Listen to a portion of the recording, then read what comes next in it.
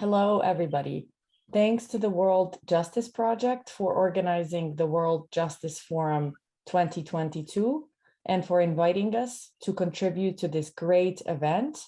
And thank you to all the participants who are joining us today for this working session on communicating about transitional justice to advance a culture of change. My name is Milena Stereo, and I am the Managing Director at the Public International Law and Policy Group, and also the Charles R. Emmerich Jr., Calfee, Halter, and Griswold Professor of Law at Cleveland State University's Cleveland Marshall College of Law.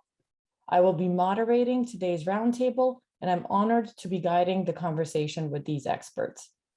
This event is organized by the Public International Law and Policy Group, Fondation Hirondelle, and the International Center for Transitional Justice. The Public International Law and Policy Group is a global pro bono law firm providing free legal assistance to parties involved in peace negotiations, drafting post-conflict constitutions, war crime prosecution, transitional justice, and human rights documentation. Fondation Hirondelle is a Swiss nonprofit organization which provides information to populations faced with crises, empowering them in their daily lives and as citizens. Founded in 1995 and based in Lausanne, Fondation Hirondelle currently implements media programs in 8 countries in Africa and Asia. And last but certainly not least, the International Center for Transitional Justice is a nonprofit organization dedicated to pursuing accountability for mass atrocity and human rights abuse through transitional justice mechanisms. The International Center for Transitional Justice works side by side with victims to obtain acknowledgement and redress for massive human rights violations, hold those responsible to account, reform and build democratic institutions, and prevent the recurrence of violence or repression. During this working session, we will explore the importance of communicating about transitional justice in facilitating a culture of change within societies that have experienced massive human rights violations. We will address the role of the media in supporting sustainable transitional justice processes, the work of journalists covering current transitional justice issues, and art and culture as a means of engaging youth in addressing the past. The working session will be 90 minutes long. Our esteemed panelists include Judy Caberia, Thierry Crevellier, and Noor El-Bajani Noureddin. All participants are welcome to engage with the panelists by using the raise hand function as well as by putting your questions in the chat. And I really encourage our audience members to engage with us, to send their questions, and if they wish to do so, to raise their hand, and I will do my best to work in your question. Now, allow me just a few minutes to introduce our panelists. Today, we're honored to welcome Judy Caberia, a multi-award winning journalist who in her over 10 years of experience served as a reporter and an associate editor. Her investigative work focused primarily on legal and justice issues, human rights, equality, and health. Judy is the executive director, Association of Media Women in Kenya. She also chairs the Africa Check Foundation Board in Kenya, a subsidiary of Africa Check Trust, Africa's leading independent fact-checking organization, and has served as the East Africa coordinator for the YMO Foundation. Also welcome to Noor El-Bajani Noureddin, program expert and head of ICTJ's Lebanon program. Before joining the ICTJ in 2014, Noor worked at UNDP's Program on Governance in the Arab region as a regional project officer and served as the focal point on elections in the Arab region. Noor has worked with governmental institutions and civil society organizations in Lebanon and in the Arab region on various issues related to governance and human rights, with a special focus on transitional justice, elections, parliamentary development, civil society reform, and gender issues. And finally, we have Thierry Crevellier, editor of Justice Info Net, the leading news website on transitional justice.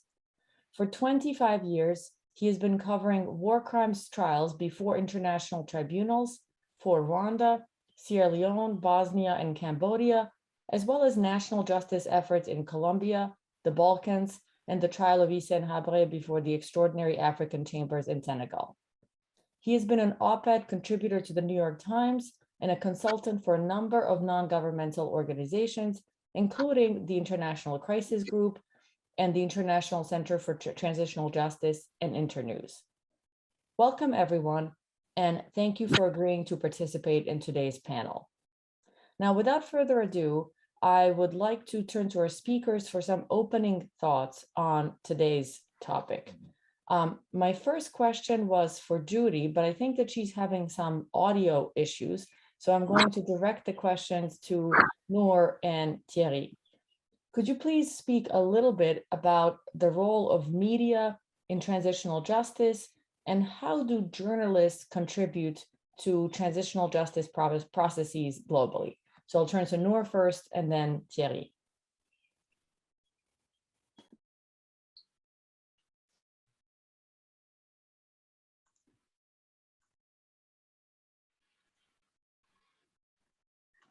Yeah, sorry, can you hear me well? Yeah, actually, I think this question should be directed to Thierry, as I'll be focusing my presentation on arts and culture and engaging in transitional justice using these tools. So I prefer that Thierry maybe can start and then I can complement and comment. Thank you. Perfect. Go ahead, Thierry. Well, hi, everyone. Can you hear me? Yes. There are many things to say. Just to be sure, Milena, should I reserve some reflections on the current hotspots and talk more about general challenges that journalists meet when covering transitional justice in general? That would be great, yes. Okay. Well, as a matter of fact, you know, the rules of journalism do not change when you cover transitional justice processes. It's the same ethics that drive us.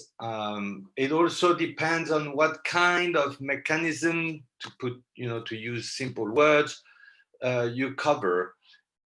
Because then there might be some specific rules that we pay more attention to. I wouldn't say that they are specific, but they are particularly acute. Like if you cover trials, criminal trials, for instance,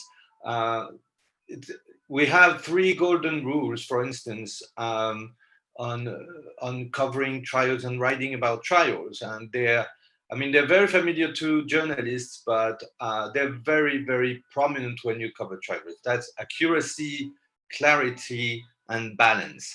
These are like the 3 main golden rules that we follow when covering trials. That means being very accurate on what is being said in court,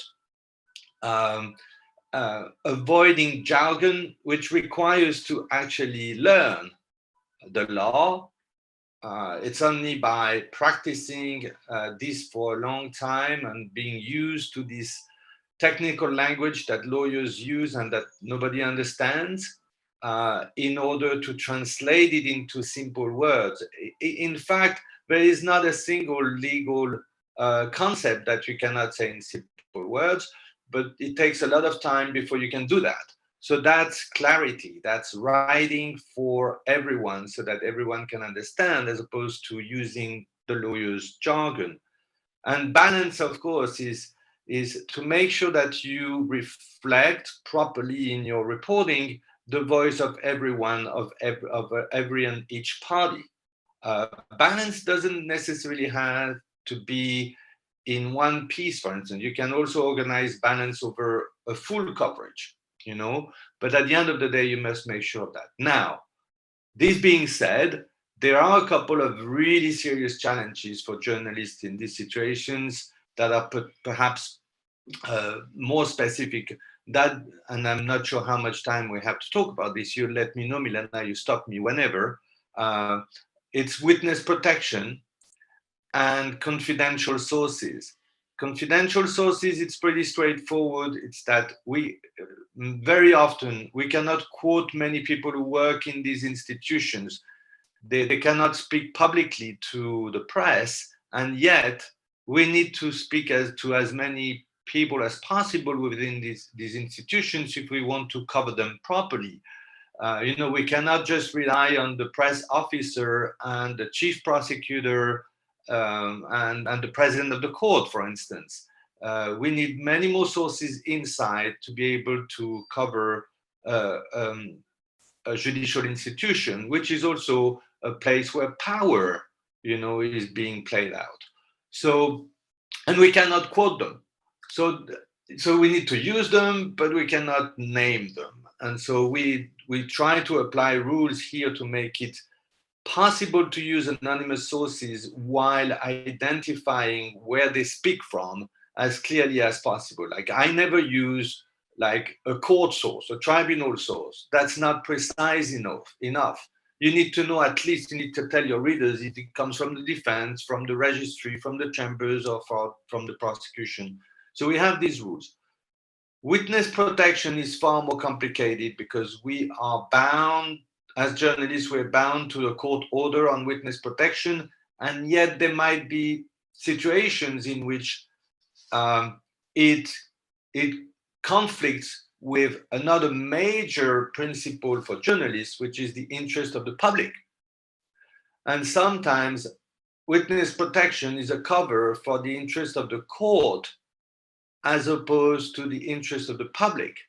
And journalists can be sued for that and even sent to jail, when in fact there are a few situations, very rare, but they are, where a journalist may consider that the principle of public interest trumps the interest of the court and the witness protection order.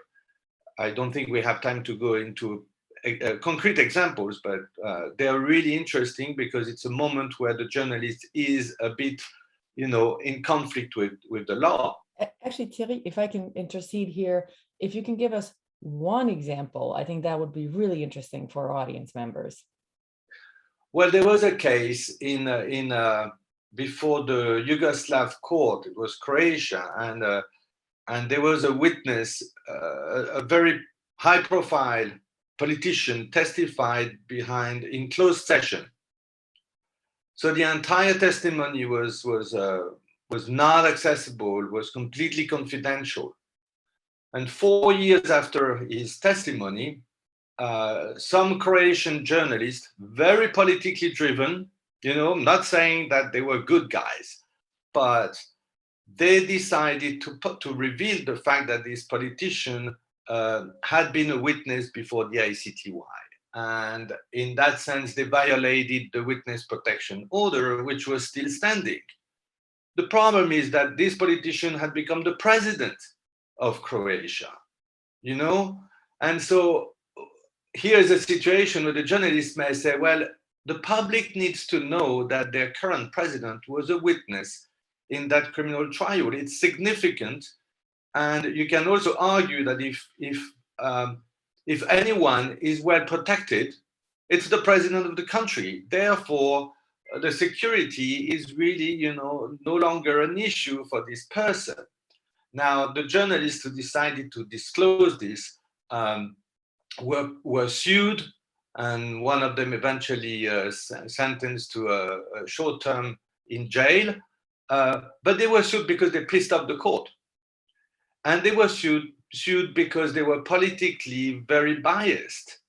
But what they did, in my view, was absolutely defendable as a journalist, because there was no reason to protect that document. And there was a clear argument to say that the public interest here trumped the court order. So here's a perfect example on how you have to make choices, and sometimes the court's interests are actually hiding a real issue of witness protection or not. I hope that helps. Thank you, Thierry. Yes, that's one more quick word, because we only talk about criminal trials here, and that's not transitional justice. But just a quick word on covering truth commission can be a totally different exercise. And one of the things that I might draw attention to when you cover truth commissions, it's the emotional burden. I think that even when you cover a war crimes trial, you do have, you face a lot of these emotional testimonies, and that can be tough. But there's the whole procedure that sort of helps diminish the emotions, and all the interruptions in the trials also help. Before a truth commission, it's raw. It's right in your face, and you're inside the room, and it's pretty tough. And so a number of journalists, if they cover truth commissions too long, will need to organize themselves and use special techniques to deal with the emotional burden. That includes actually stop watching the hearings, the public hearings inside the room, but on a screen, these kind of things. Anyway, so just, I'm stopping here, but there are different situations depending on what kind of transitional justice moment you cover. Thank you so much. And I know that we will have a chance to return to some of the same themes. And Thierry, I'm very well familiar with the example that you just mentioned. And I was actually hoping that that's the one that you would mention. So thank you for that. I see that Judy Caberia was able to rejoin us. She's one of our speakers, but she was having audio issues. Judy, let's do a quick audio test to make sure that this works. Can you hear me? Yes, I can hear you now. I think there was a bug. I could hear a cat voice. I'm sorry. No problem. We can now I can hear you really well. So Judy, then allow me to pose the same question to you. I know you missed a part of Thierry's intervention, but we're discussing this topic of challenges that journalists face when communicating about the topic of transitional justice, when covering, for example, trials, when covering truth commissions. So can you speak to us a little bit about that? Yes, for example, here in Kenya, we had the post-election violence in Kenya in 2007, and we ended up going to the International Criminal Court. The biggest challenge in reporting the trial was the political interference. The cases were more politicized than following the process itself. And because of that politicization, and considering that the people involved were people of high level, president at the top level. So this made it very challenging for the journalists to be objective, because this interference went all the way to the media ownership. And looking at the media ownership, again, they're politically aligned. So reporting the trial was very difficult for the journalists. And when we did a project where we had 20 journalists, so many of them ended up relocating from the towns where they were, because there were issues of insecurity and protection. And sometimes even the owners of the media houses felt that they would rather have peace than having journalists who are making them fight with the people suspected of committing the atrocities. Another biggest challenge, of course, is the issue of safety and security of the journalists reporting these high-level cases. During transitions, of course, it's an issue of power. It's an issue of leadership. And looking at that as well, the lives of the journalists are at risk. In Kenya, we lost a journalist during the ICC cases, and so many of them were threatened. And because of that, a lot of us were so afraid. And I think to date, we've never even spoken about our personal experiences while covering the International Criminal Court cases. To date, we've never felt safe. So reporting on these trials, transitional justice is not any other kind of reporting. It's not reporting like about drought or about a campaign. This is sensitive because it's basically following the project to show that actually crimes were committed. And it means denial of power for those charged with responsibilities. So lack of security, lack of protection even from the media house itself, because the media houses are the first sellouts. They're the first people to betray journalists and say, this one is working on this story, for example, on the victims. Like, we're never allowed to tell the stories of the victims. You're only supposed to tell the story of the side of the accused persons. And because of that fear and that insecurity, sometimes we are not really objective, or sometimes we'll end up killing some stories because of the fear of, in our own lives. And we created a group. We used to call it the ICC Group of Journalists. When the cases collapsed, we changed it to ICC Orphans. But what we didn't know is that the state was following on this. And even when we invited to cover the collapse of the cases, the first thing was intimidations about how are you going to survive, that the case is dead.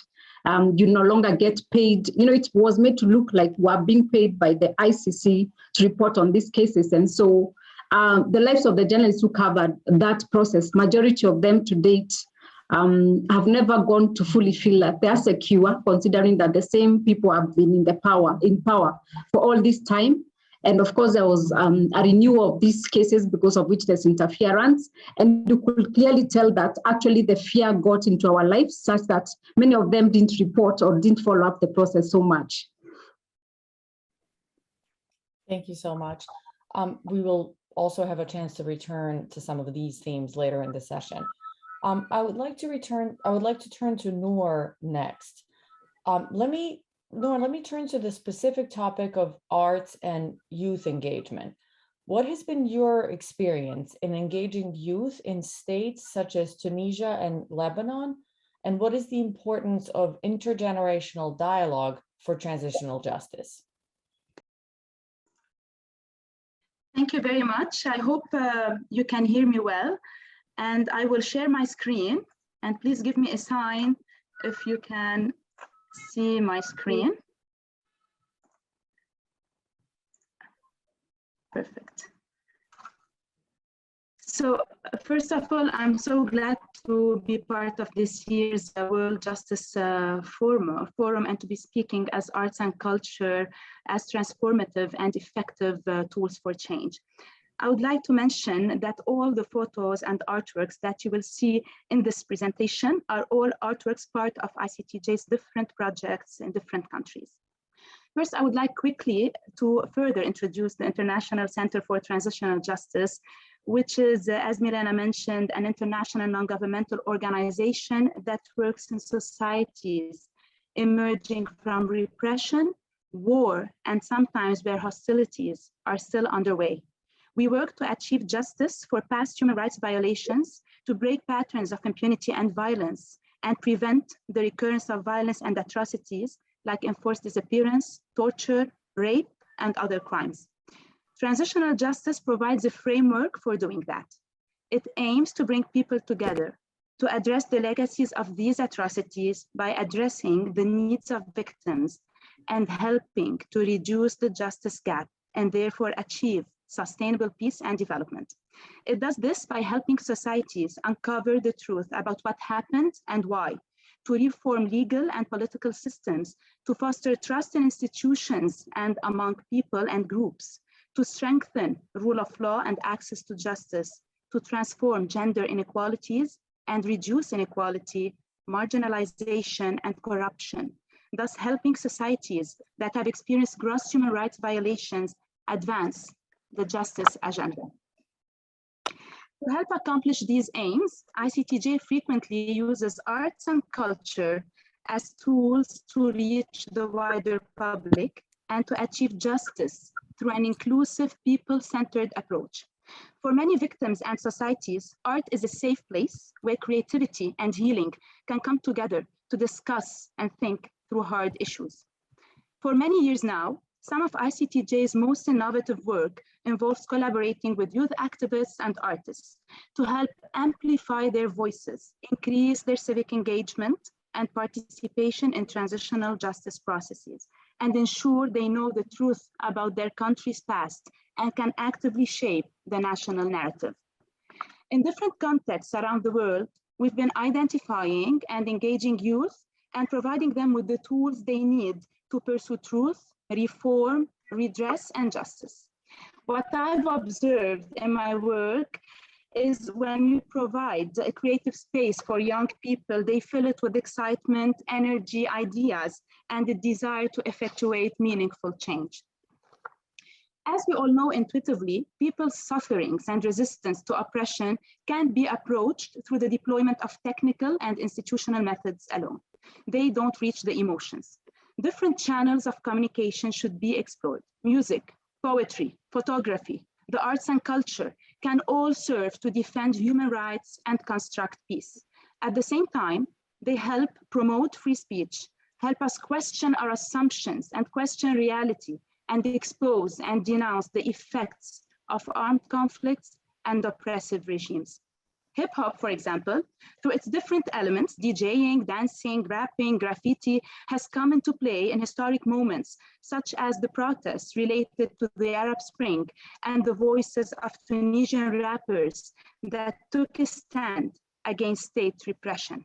Through its inclusive, diverse, and contemporary nature, it constitutes a space of convergence for artists that have decided to confront and resist these situations through their art.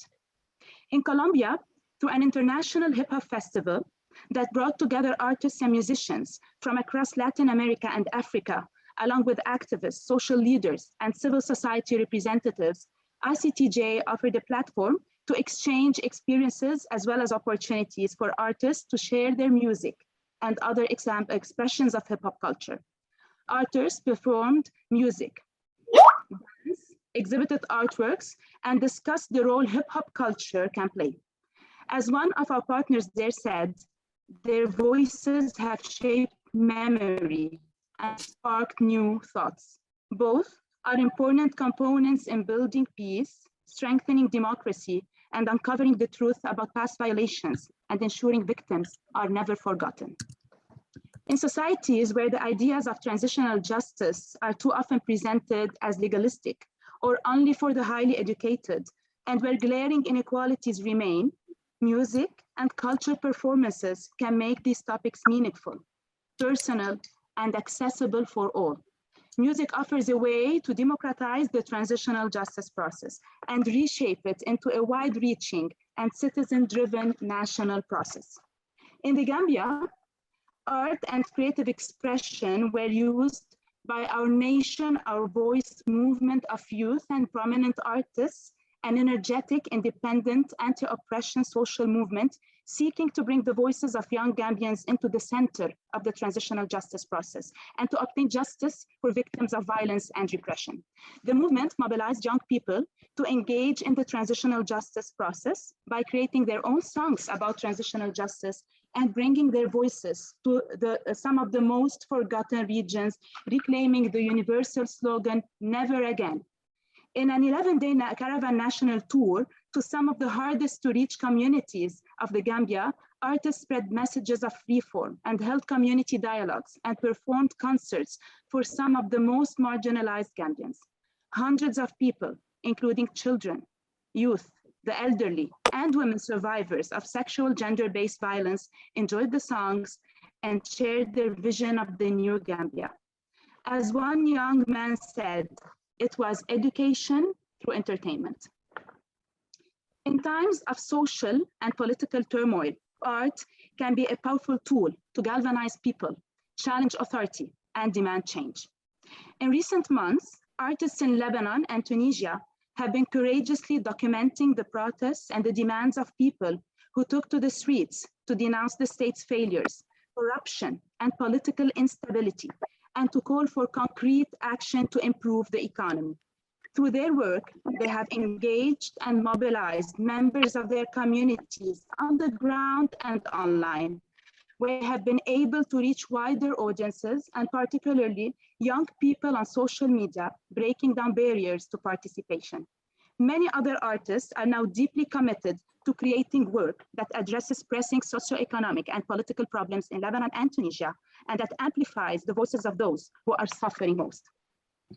Activists face serious risks, especially in countries where freedom of speech is under threat and the state surveils and suppresses dissenting voices. ICTJ is committed to finding ways for activists to safely conducting activism remotely. ICTJ's recent Wide Awake art contest aimed to spotlight some of these artists' artworks documenting and memorializing their community stories in times of instability, resistance, and change, by giving them a space to reflect and create powerful change-inspiring artworks. More than 220 artists entered works in a wide range of mediums, including painting, sculpture, music, video, and photography, among others. The artworks reflect the immense talent of the region's new generation of promising artists and change makers. Artists from Tunisia, Lebanon, Libya, and Syria had the chance to share their experiences and artworks in Tunisia in an open and inclusive space where they discussed the crucial role art plays in society, particularly in engaging communities in political and social activism. As the contest's first winner said, it's heartwarming to see that young generations are given the opportunity to have their voices heard by a wider audience. His artwork, titled Amal, which means hope, is a story inspired by the circumstances faced by displaced youth, which is an all too common reality in the times we live in. I invite you all to check the Wide Awake online exhibition on ICTJ's website that showcases a number of selected creative and inspiring artworks. Art can also help bridge generational gaps and create a more inclusive dialogue in which young people and members of other marginalized groups have a voice. It helps get people to identify in some way with other experiences, forming a bridge between generations and among marginalized voices. Artwork can stand as a living or tangible testimony to exclusion and oppression experienced across society and promote a deep understanding of our shared humanity. Let me give you an example of such tangible testimony. In Tunisia, there is an interactive exhibition known as the Voices of Memory. It was inspired by a group of 9 Tunisian women who come from different parts of the country and from different generations. They came together with ICTJ to help promote dialogue and give voice to the many untold stories of violence that happened during the dictatorship. It is the first collective testimonial of Tunisian women who experienced the effects of repression under the Ben Ali regime. The central theme of the exhibition is the kuffa, the traditional Tunisian basket that was used to bring food to political prisoners who were being wrongfully detained. That basket is now a symbol of love, defiance, resistance, and solidarity. It represents a loved one's offering and the protest against forced separation. The exhibition also brought together artwork of different kinds and forms and offered a distinctly interactive experience and platform for memorialization. As in the Gambia, it too traveled the country to engage citizens in an intergenerational dialogue about the universality of women's experiences with the aim to build a bridge between generations and among marginalized voices. Finally, art can be used as a tool to explore young people's understanding and knowledge of a past they did not live. It can help promote multi-perspectivity and discussion about root causes of past and present injustices in order to build durable peace and prevent the recurrence of violence. In Lebanon, there is no overarching curriculum covering the war. As a result, young people in Lebanon are growing up with scant knowledge of the country's history. Therefore, alternative forms of education are essential to explore new methods of informing them of what happened and promoting multi-perspectivity. I've seen a real thirst among young people to understand the war so that they can address its legacy of violence and divisions and to face the continuing violence and the ever-present danger of renewed sectarian fighting. To help address some of that need, we organized the War as I See It photo contest. We asked youth to submit a photo captured with their cameras that represents or speaks to the Lebanese civil war that they did not live through. The final submissions were very powerful. For instance, a photo submitted by a young woman of a book from her grandmother's house that had been pierced by a single bullet during the Civil War. You can see this photo on the top right of the screen. That simple image conveyed so much about the lasting wounds and pain of the war, and of the desire by her grandmother to literally hold onto it, to never forget. That and other photos in the exhibition toured the country, sparking discussions among more than 600 young people from different political and religious backgrounds around the war and political violence and the role they can play in promoting dialogue and building peace. This exhibition is also available on ICTJ's website. Let me end with one last thought about art, culture, and transitional justice from Lebanon. What I've seen firsthand is that arts and culture can be the engine for people's participation. Creativity can open up space for dialogue and build knowledge and create transformation. They offer the means for connecting people and engaging diverse and pluralistic communities in working together to foster change through an inclusive, people-centered approach and to advance justice for all. Thank you.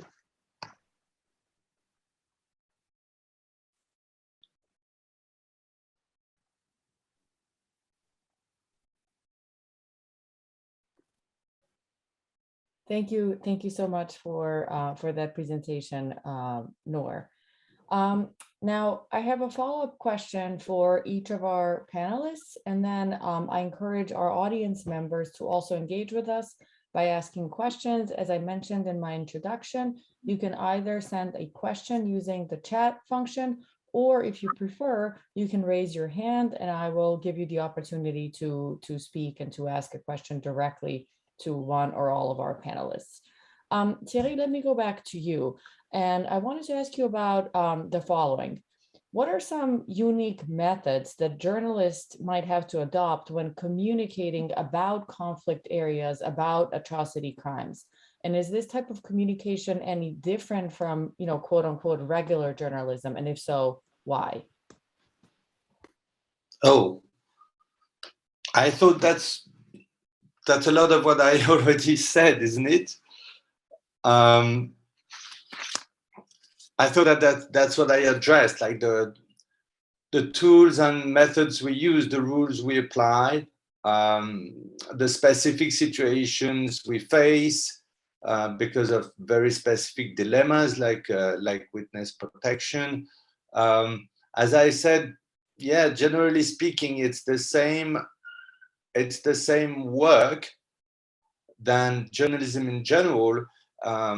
It has the specifics of specialized journalism, which always requires to do a lot of homework. If you cover trials, you need to learn the law. If you cover truth commissions, you need to understand the mandate and all this. But the rest of it, I think it's the same ethics that journalists apply elsewhere. So I don't know what else I could add to what I already said, or going back to the rules or the specific dilemmas.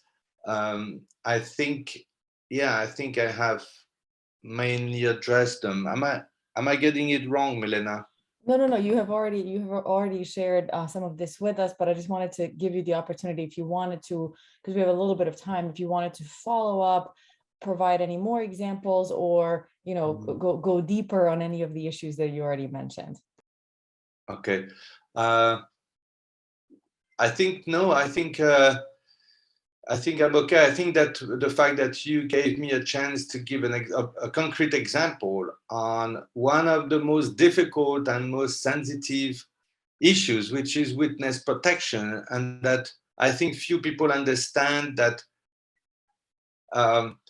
it does put journalists it may put journalists in a particular difficult position. The red line is very clear for journalists. You do not cause harm. You do not put anyone's life in danger. So that's the red line, and that's easy. It's kind of easy to decide, like, okay, if I write this, is it gonna put someone at risk? And I mean, including someone that I don't like, right? It's not like only victims. It could be a bad person. You still don't have, your work can never be to put someone's life at risk. So that's the red line, and that's an easy one to sort of have as a guidance. It's far more complicated when you face situations such as the one I described, where you basically have a real dilemma on violating a court order because some upper principle may trump it. Now, of course, needless to say that this is not a decision you may take alone.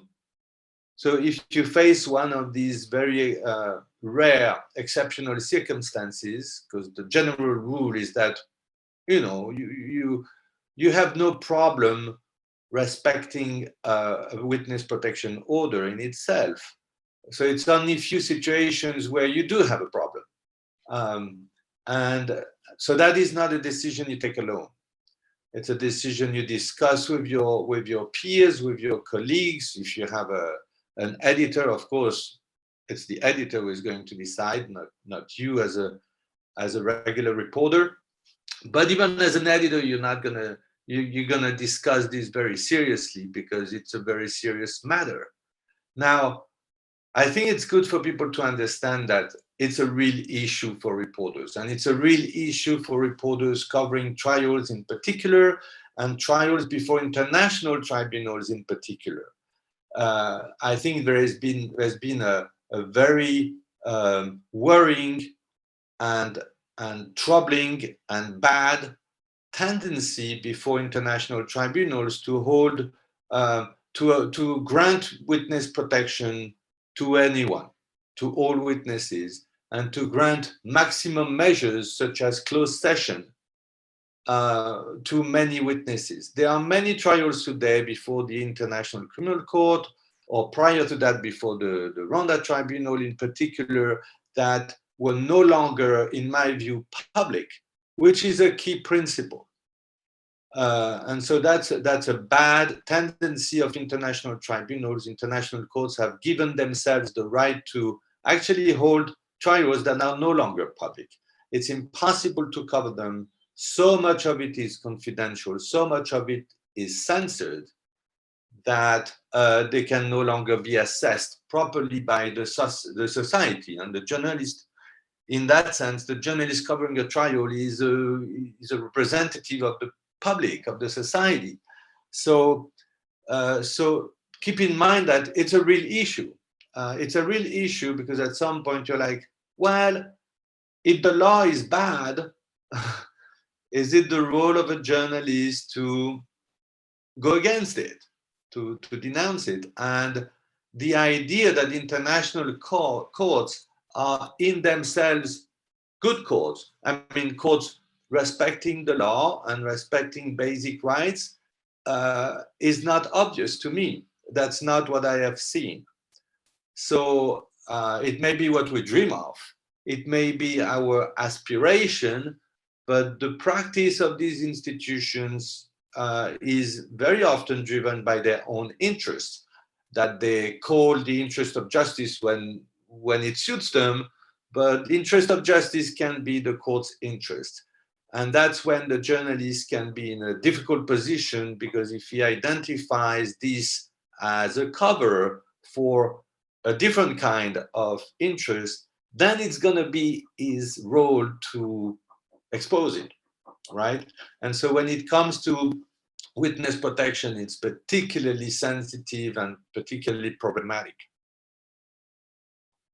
Thank you. And if I might follow up with you, Thierry, because you mentioned something in the beginning here that I'm really curious about. I'm actually glad you mentioned it.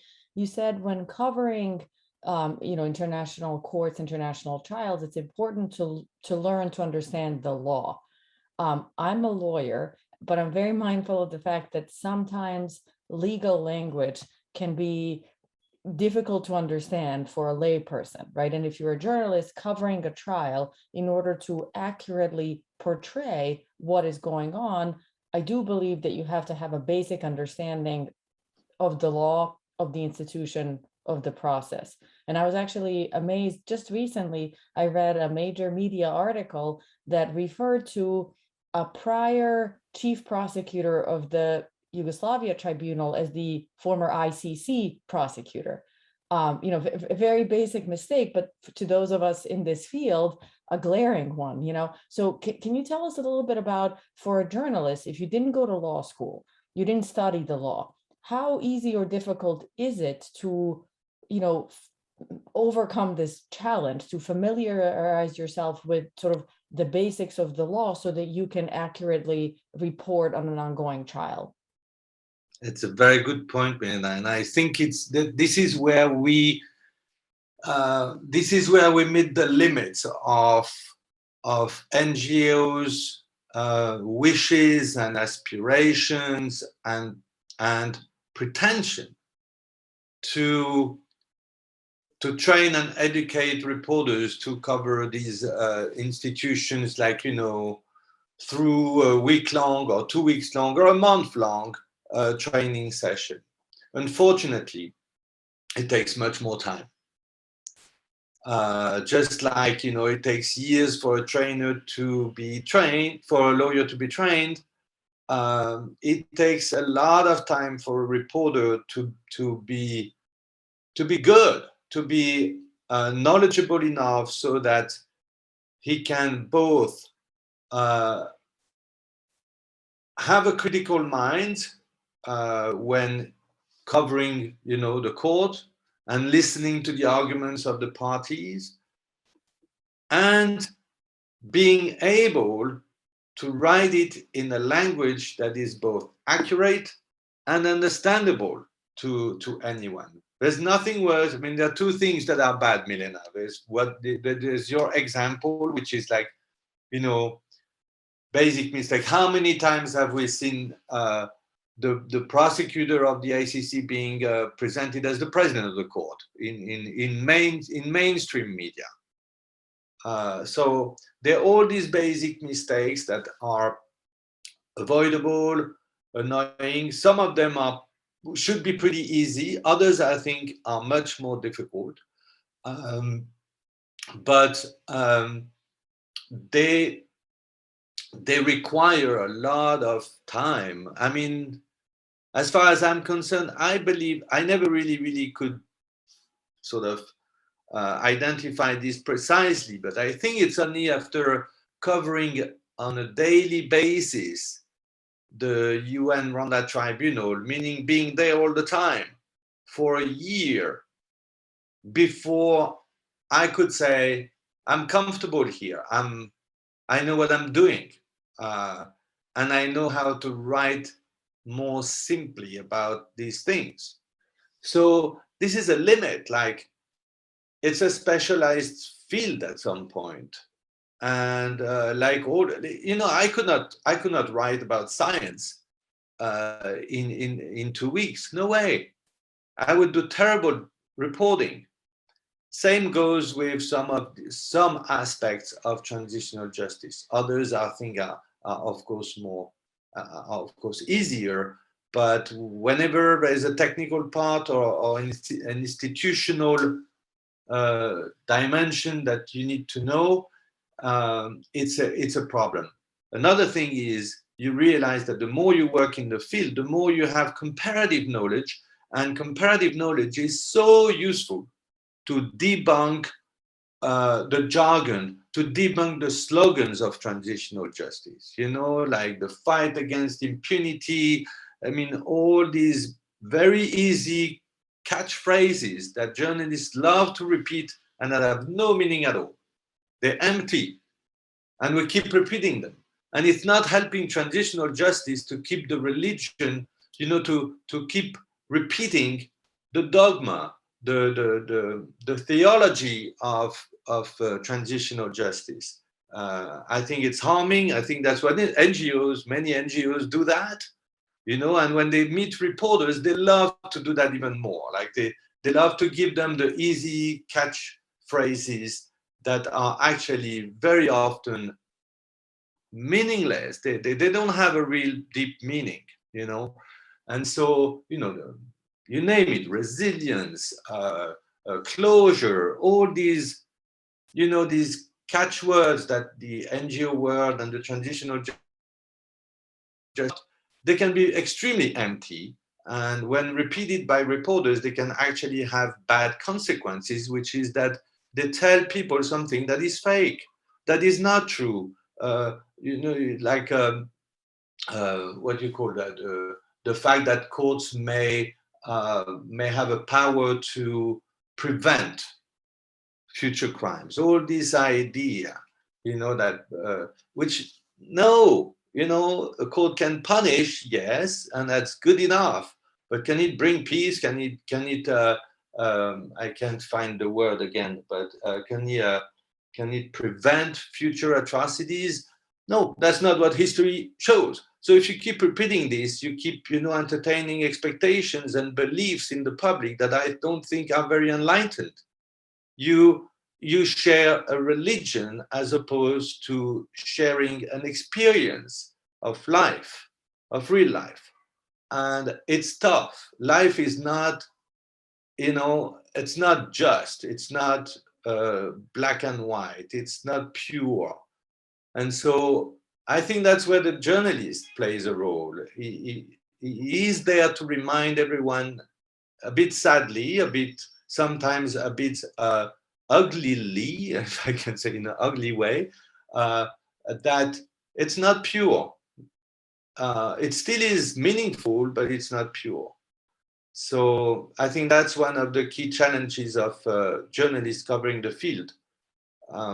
There is obvious sympathy among the vast majority of reporters for justice processes, for the victims, or for human rights NGOs. Of course, most of us tend to see ourselves as more leaning on their side. But empathy is not reporting. Empathy is not the job. It's good to have it, but it's not a guiding line. It's the guiding line is facts and impartiality and being open to the most annoying aspects of life, of war, of justice, the impurity of it all. The journalist should be comfortable with the impurity of all these processes, because that's how he's going to cover them better, I think. And without, of course, avoiding cynicism. Cynicism is another, another risk. Like, you need to avoid that too. The day you become cynical, you just move to a different field. So Thierry, you can be cynical in this presentation, but not in your reporting, right? Yes. No, I think what you just a couple of let me just reflect on a couple of things that you said, because I think this is really interesting. So I've been in my own scholarship, I've written about the legitimacy of international courts, international criminal courts. And one of aspects of legitimacy is the so-called perceived legitimacy. How are these tribunals perceived by the international community, for the ICC, for example, by its member states? And if we create this narrative of international criminal tribunals as bodies that are somehow capable of preventing the commission of future atrocities, we're setting them up for a failure, because they're going to be perceived as failures, when in fact, that is not what courts can do. Courts can impose accountability, they could punish perpetrators, but they don't have these magical powers to prevent the future commission of atrocities. So I'm really glad that you mentioned that. And just the other reflection that I had as you were talking about, knowing, learning about the law and the process and being comfortable. One other example that comes to mind is this distinction between genocide and ethnic cleansing. The term ethnic cleansing, as you know, is not a legal term. It is not in any international law documents. It is not in any international law treaties. It is really almost like a popular media term invented to distinguish between events that amount to genocide legally speaking and events that might look like genocide, but that do not meet the legal definition of genocide, or that for political reasons aren't being labeled as genocide. And so I do think that the media has a role to play in using those terms somehow, and unfortunately, I think we've seen instances of the media using the terms in wrong ways in some instances. But I do want to give the floor to Judy and Noor one more time, and then we have an audience question that I want to turn to. So Judy, I know that you have also worked as a media trainer. I wanted to ask you a little bit about what are some core aspects that you emphasize to journalists regarding communicating on transitional justice And actually, why is it important to properly train the media in this field of transitional justice? I realize Thierry has already, shared some thoughts on this subject, but if you can share some additional thoughts, that would be great. Yeah, thank you very much for that question, because Kenya, for example, is known to have violence every 5 years. That's when we go to every general election. And looking at our elections in the past, there's always violence, and the worst that we had is the 2007 one, like I mentioned. And like now we just have an election in 2 months, and we can hear the drums of war beating again, like we had in 2006 before we went to the election in 2007. And one of the things we've been trying to give our journalists in Kenya, the transition in the newsroom is very high. You realize that the journalists have been reporting consistently on elections, on the crimes that were committed. Majority of them are no longer in the newsroom. So we have majority of new journalists in the newsroom who do not understand the context of our elections.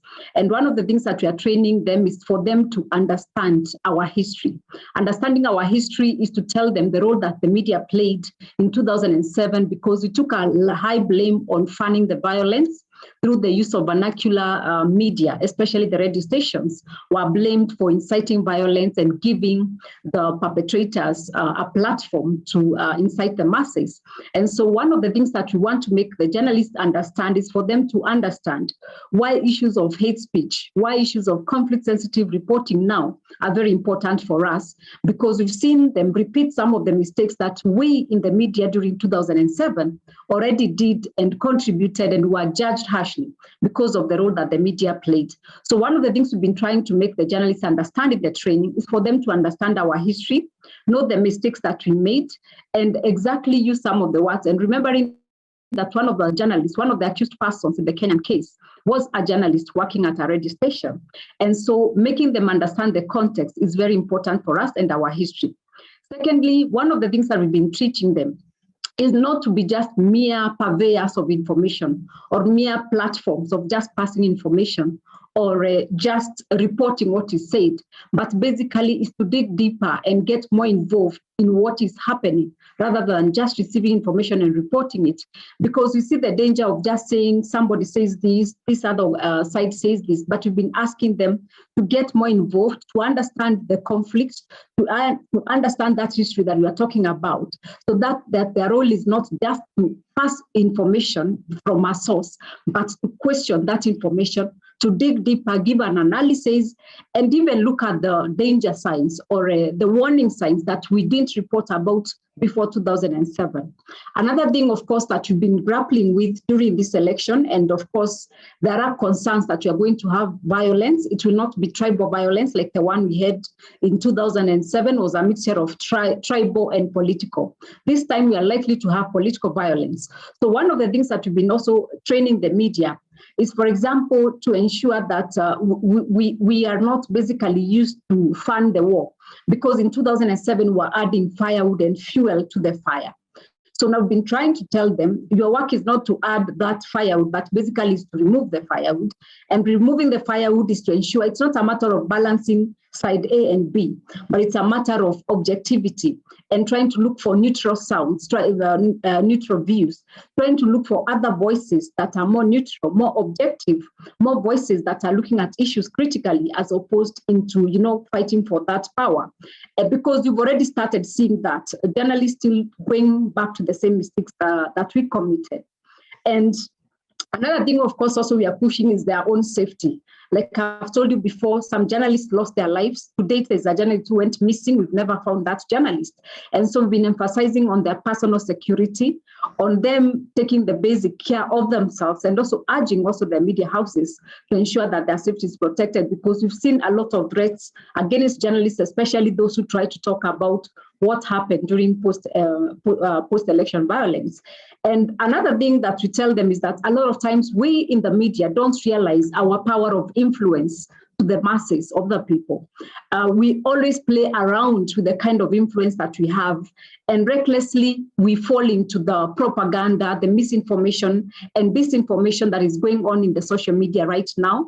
Social media has been particularly the platform that is spreading hate speech, a platform that is giving a very diverse views, a lot of lies, and where the political parties are already taking very deep sides of, if I don't win, I have to cause violence. Some says that you have already won the election 2 months even before we do the election. And so you realize journalists are fallen prey of this misinformation and disinformation. And because of that, they're building a lot of anxiety in the country. So one of the things that we are training them a lot is for them to be sensitive to the role that they play, because their role is not just to pick everything that is going on. But this one is the biggest challenge that we have now for them, because we've seen them actually pick things on social media and go and talk about it. So still, another thing that we are seeing is, again, the government. We already have an election. We are saying it's hustlers, people who don't have, versus the rich. And because of that, you've seen where the rich are being attacked on the streets, their vehicles are being stoned, they're being attacked in the fields. And so this is the narrative, like Vieru was saying, has already been pushed forward, and the media has adopted it as it is without asking questions. When someone says, I'm a poor man, I'm a hustler, and the one who is the rich is attacked, and the media has really fallen into that. So like Vera is saying, sometimes it's good as the media to question, and this is what we're asking the journalists, to learn how to question some of the narratives that are being driven. And just to mention on what he said about the justice system, when you have that transitional justice, for example, for Kenya, we had a lot of hopes that we'll get justice from the International Criminal Court, but it ended up being a very frustrating affair. After 6 years, the case is dropped, and like I can tell you, it was not a deterrence measure to violence, like they promised us it will be a deterrence measure. And we, the journalists reporting, actually 100% believed in that. But you see, we are back to that system. And I think as the media, our role has to be very critical, especially when we talk about covering the trials, covering the other courts, and even comparing it to the local justice system, the complementarity principle of ensuring the local institutions are empowered. And the moment the media takes this seriously and starts asking those hard questions, for example, even now, I was hoping we'll revisit the issue of the Kenyan cases and start asking, how comes you're still afraid of the same violence, whereas the court went there before? So we are training the journalists to be more inquisitive, to ask the hard questions, and to just stop being the purveyors of information of whoever comes and says, oh, we have to have peace. We don't even question the people who are saying we must have peace. They're the same people actually busy putting the fuel onto the fire. So we are doing a lot of trainings across the country, especially for the vernacular media houses, because these are the most vulnerable media when you talk about it. They communicate in the language that the people understand. And unfortunately, we look at the people used to commit these crimes are the same populations that they talk about. We're also doing a lot of media literacy across the country for the masses to know how to interact with the information they receive during an election year, because a lot of times the politicians misuse them. They go commit the crimes, but at the end of the day, they're the ones who suffer. Thank you so much, Judy. Now, one last question for Noor, and then we will turn to audience questions. Noor, you were telling us a little bit earlier as part of your presentation about the youth, and you gave this example of, for example, the young people, the youth in Lebanon who might not be familiar with the country's history. What do you in societies where young people may not have lived through the war is a generation or 2 generations removed.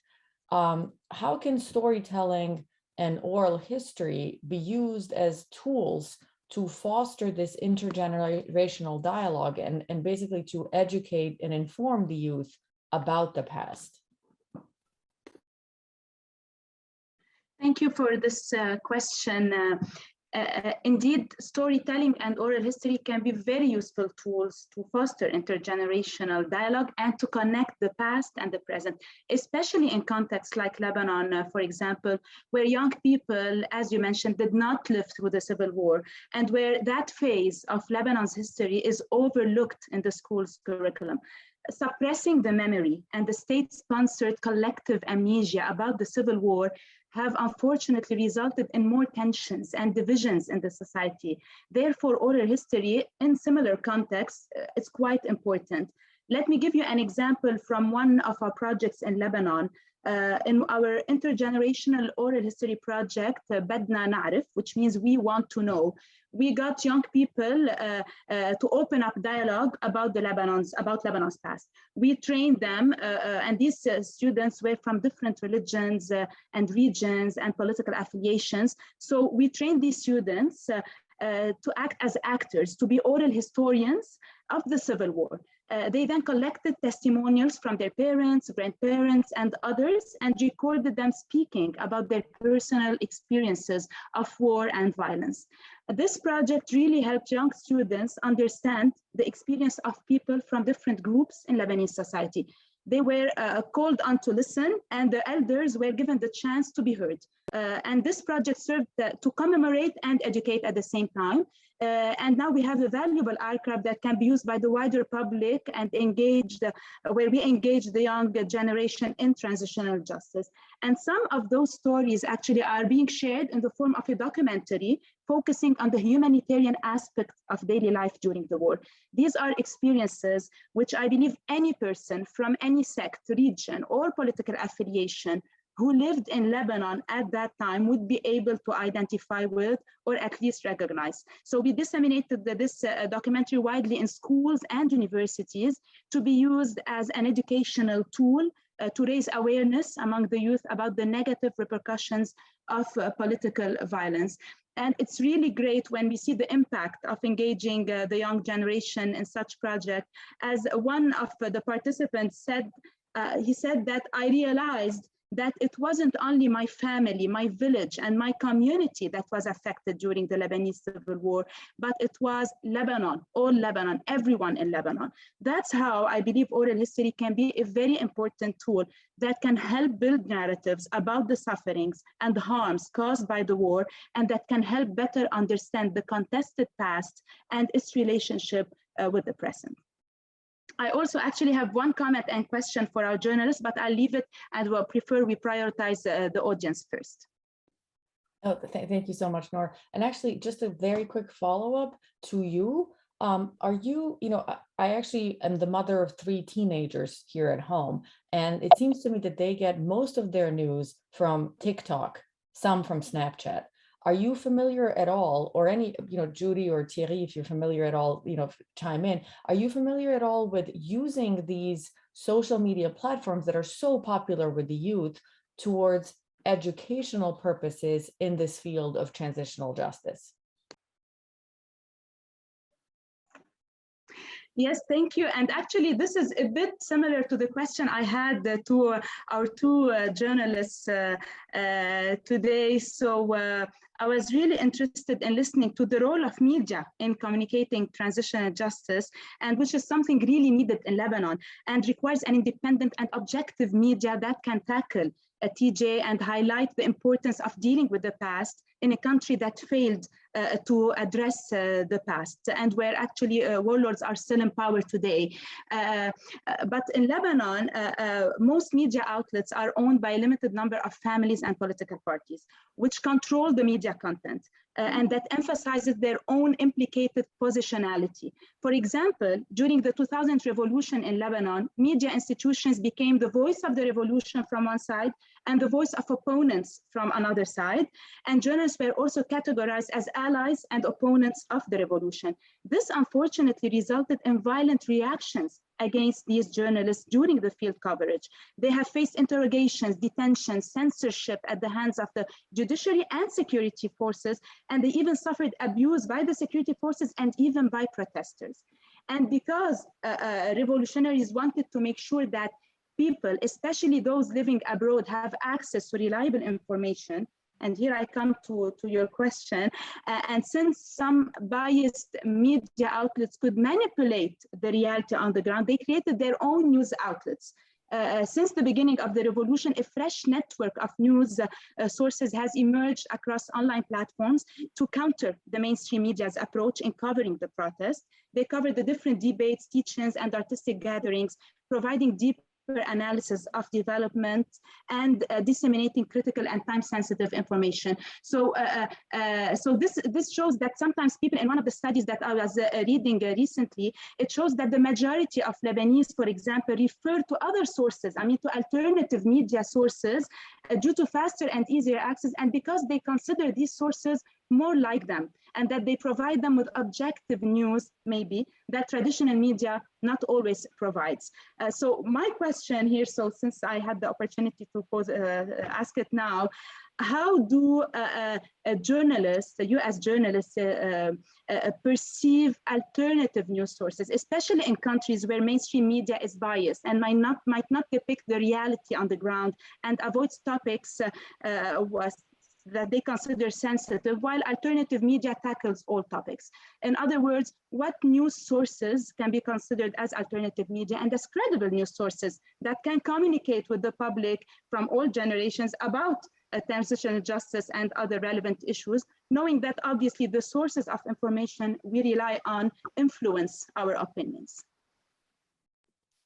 Thank you. So let me go to Thierry and Judy and see if they have any thoughts on this. So Hadi, Thierry, let's say that you are a mainstream media journalist and there are these alternative sources of media, maybe through online media, maybe through social media. How do you, what do you do about those? Do you take those into consideration? And especially, I think Noor is making a very important point, in many countries, mainstream media is controlled by the government, right? So in some ways, the alternative news might be the only credible news. But how do you go about, sorting through all that?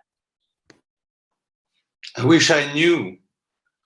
I'm going to be very humble about this. Of course, I would say like the traditional social media, Facebook, Twitter, that's completely part of what we work with and do all the time. So it's easy, but it's not what the youth is really using. And so when it comes to those that you named, TikTok, Instagram, it's so far we don't have a real strategy for different reasons. It's the investment, the resources, the time that it takes to develop actually a language on transitional justice on such platforms. It's complicated, and at some point, due to priorities, lack of visibility when it comes to trying this, we don't. In a way, perhaps the only option would be to take a chance and find the resources to recruit an 18-year-old, and he or she will be able to develop a language for these platforms. And I don't know how that works. I don't know what method would be good, but it's a very different language, and it's not very easily adaptable to what we work on, to be honest. Like there are stories that are obvious or just much easier to tell. I guess that when it comes to environmental crimes, we could probably more easily find a way to develop a story that is good on TikTok or good on Instagram. But when it comes about, many other things that we work on, it's not an easy thing to do. So I'm humbled about it. Like it's a tough one. Definitely, and I think there is tremendous potential to create positive narratives about transitional justice through platforms such as TikTok and Instagram and others. But I think there's also a danger of mistorting the facts. There's you could see these social media platforms being used to create false or negative narratives as well. So I think it's I personally think it's a very, very difficult issue. Judy, any thoughts on this? Yes, in Kenya, actually, this being an election year, I've seen a lot of creativity in how the media is approaching issues. The TikTok, just recently, I saw some media houses are using influencers, very young people below the age of 18, insisting on peace, on the role of youth, go and vote and maintain peace. So I've seen some media embrace the new technology, whether it's YouTube and whether it's TikTok, the Instagram part of it. But this is supported mostly by the development partners because of the heavy investment that is required, because you need a team around that. You need to dedicate the resources and the time. So without the support of development partners is very difficult. Like where I work at the Association of Media Women in Kenya, we've also been trying to reach out to the younger people, the youth, because of the violence and the fear of us going back to where we were. We've been designing small messages using the influencers in the society. These are the 16, 17, 18 people who speak a language I don't understand. It's not the mother tongue, it's not English, it's not Swahili. So it's a different language that mostly will be targeting maybe a certain slum area. Let's say it's an area of the people who are targeting, like, for example, planning to do violence. And so I would say social media has been liberalization of media in this country because of the ownership. We have the same problem like in Lebanon. Majority of the media houses are owned by people aligned to the government of the day, such that independence is almost zero. If they want to use media, they can do anything. But now through the social media, it's been possible that journalists who walked out of the mainstream media have now started their own independent channels on YouTube and are able to do this kind of reporting and, giving the facts as they are without, for example, killing stories of one side that looks like the weaker side. So I will say the independent media in Kenya has played a major role, especially when you talk of transitional justice.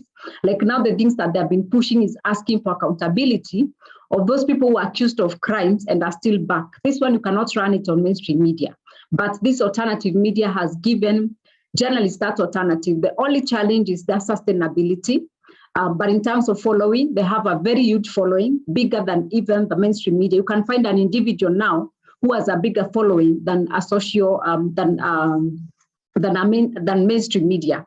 Another thing that we've been doing a lot in Kenya, and I've seen it emerging among the young people, supported mostly by development partners, is the use of creative art. I've seen them communicate transitional justice through music, through poetry, through performances in the slum areas. And sometimes I'm really amazed when I look at the social media, I see YouTube and somebody's talking about reconciliation of the communities, let us meet together and try to see the way forward.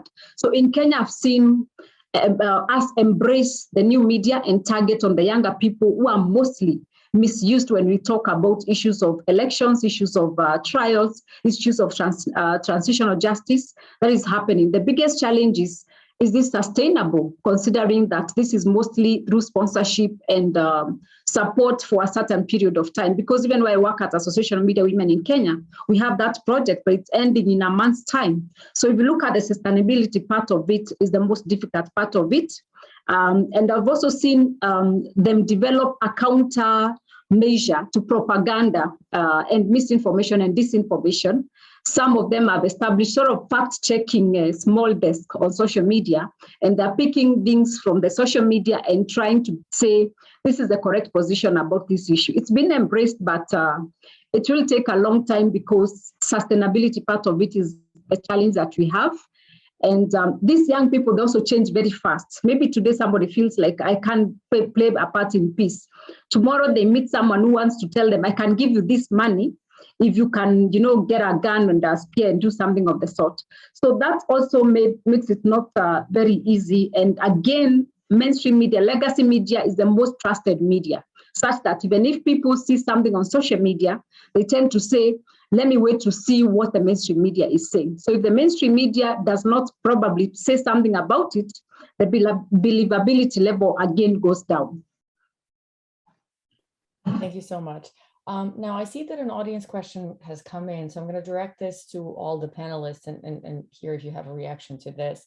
So the question says, what do you believe journalists, international courts, and transitional justice and human rights organizations can do together to face the challenges covering transitional justice mechanisms and better inform the public? So is there an opportunity for some type of a synergy, or collaboration between journalists, courts, human rights organizations? Maybe I can give a practical example in Kenya. When we had the reporting of the International Criminal Court cases, we came together as a group of 20 journalists working for different media houses. I was the coordinator of this project. And for the 6 years during the cases, we worked together as a network. We're able to spread the risk, and we're able to share information. We're able to access training. We're able to access experts who could help us, break down some of the court documents, some of the terminologies. You can imagine reporting those courts. Sometimes you're receiving more than 300 pages of a judgment, and you have to do a news item within like 30 minutes or even less than that. So this coming together in the network really helped us to be able to share resources, to share knowledge, and also to secure each other such that if one of us was under attack, another one from another media house would report about what happened to them. But like I've told you, we faced our very own challenges. But even with those challenges, that network really helped us a lot because the court knew that the network existed, and we added one of the court officials in the group. We're also able to add some of the people linking us with the lawyers of the accused persons, and also the victims' representatives who are inside that group. So through this kind of collaboration, we had access to like a lot of information. And this helped us to work out on so many things, but at the same time, we ended up having a lot of betrayals. And at some point, I think a very big number, like 6 of journalists just left the group like that, and they went to say about everything that we are doing, and that became a very risky affair for us. But I believe it's working together, collaborating together, and meeting journalists with the experience. Like in The Hague, we met a journalist who we worked with very well before. He had reported on the ICC for so many years.